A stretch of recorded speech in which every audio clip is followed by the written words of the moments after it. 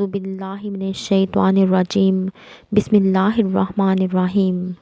السلام علیکم ورحمۃ اللہ وبرکاتہ۔ الحرم آن لائن قرآن اکیڈمی کی طرف سے خوش آمدید۔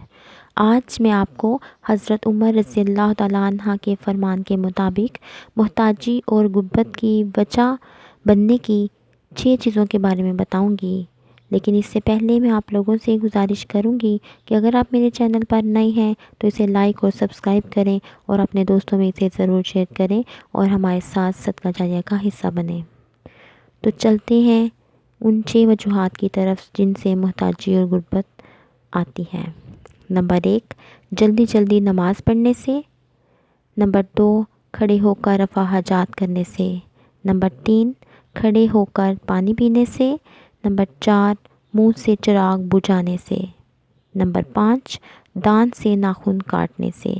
نمبر 6، دامن یا آستین سے منہ صاف کرنے سے۔